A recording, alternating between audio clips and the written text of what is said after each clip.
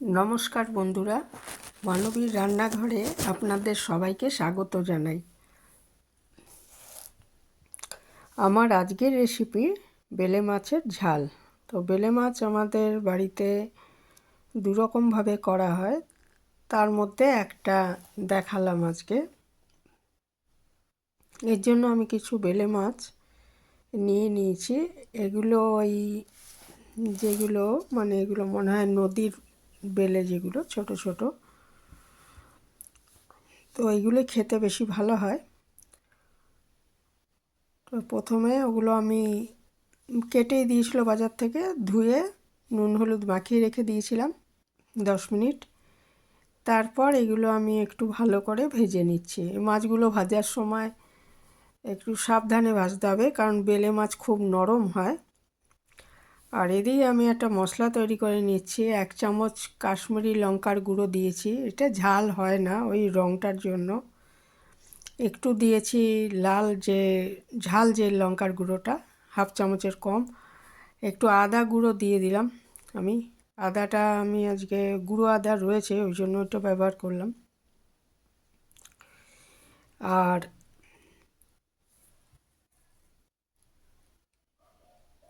এগুলো আমি ভালো করে করে নিয়েছি আর কি। আরেকটা জিনিস আমি দেখাতে ভুলে গেছি, যে ওই ধনে গুঁড়ো একটু দেবেন এর মধ্যে দিয়ে। এটা 10-15 মিনিটের জন্য ভিজিয়ে রেখেছি। আর এদিকে আমি মাছগুলো আস্তে আস্তে ভেজে নিচ্ছি। যে আমি মাছ দু খেপে এগুলো ভেজেছি, আর লাস্টে মাছগুলো ভেজে নিচ্ছি। তারপরে ওই কড়াইতেই মাছগুলো সব ভাজা হয়ে গেছে। ওই কড়াইতে আরও তেল দিয়ে আমি 2টো মাঝারি সাইজের পেঁয়াজ কুচিয়ে রেখেছিলাম, সেগুলো আমি দিয়ে দিলাম কড়াইয়ের মধ্যে।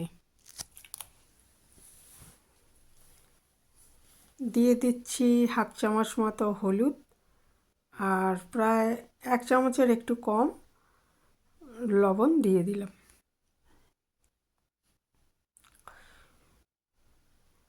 দিয়ে এটা খুব ভালো মতো পেঁয়াজটা ভেজে নিতে হবে। নুনটা দেওয়া এটা নরম হয়ে আসবে, আর তারপরে এটা আস্তে আস্তে ভাজাও হয়ে যাবে। মিডিয়াম আঁচে ভাজবেন।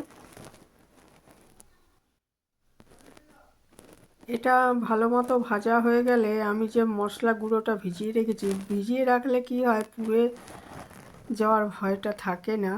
আর ওটা ভালো মতো মশলাটা স্বাদটাও বেড়ে যায় আর কি। তো ওইটা আমি দিয়ে দিলাম। লঙ্কা গুঁড়ো আর ধনে গুঁড়ো আর আদা গুঁড়ো আছে এর মধ্যে। এটা আবার খুব ভালো মতো ভেজে নিচ্ছি বা কষিয়ে নিচ্ছি। ততক্ষণ কষাবো যতক্ষণ না কাঁচা গন্ধটা চলে যাচ্ছে।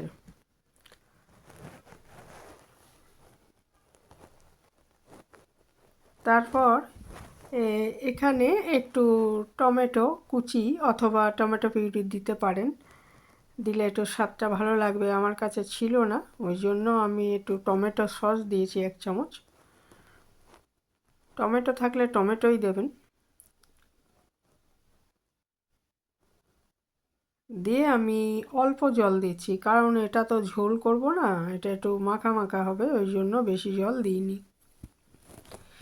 দিয়ে আমি ঢাকা দিয়ে নিচ্ছি। ঝোলটা ফুটে উঠলে ঢাকাটা দিলাম, যাতে তাড়াতাড়ি ফুটে যায় ঝোলটা। এবার ঝোলটা ফুটে গেছে, এর মধ্যে আমি ভাজা মাছগুলো আর 2টো কাঁচা লঙ্কা দিয়ে দিলাম। কাঁচা লঙ্কাগুলো চিড়ে দিইনি, কারণ এমনি ঝাল হয়ে গেছে হয়তো। তারপরে যার ঝাল বেশি দরকার সে ওই লঙ্কাটা খেতে পারবে, ওই জন্য লঙ্কাগুলো আলাদা দিলাম। মাছগুলো দেওয়ার পর আমি 4-5 মিনিট ঢাকা দিয়ে রান্না করে নিলাম, তাহলে মাছগুলো সেদ্ধ হয়ে যাবে। এরপরে আমি ঢাকাটা খুলে একটুখানি নাড়াচাড়া করে তারপরে লাস্ট আমি দেখুন আঁচটা বন্ধ করে দিচ্ছি এবং ঢাকাটা 2 মিনিটের জন্য দিয়ে রাখছি। তাহলে কি হবে না, এটা তৈরি হয়ে যাবে। কিছুক্ষণ পর ঢাকাটা খুলে দেখুন একদম তৈরি হয়ে গেছে এটা পরিবেশনের জন্য। এই ছিল আমার আজকে সিম্পল রেসিপি। এখানে শেষ করলাম। ভালো থাকবেন সবাই।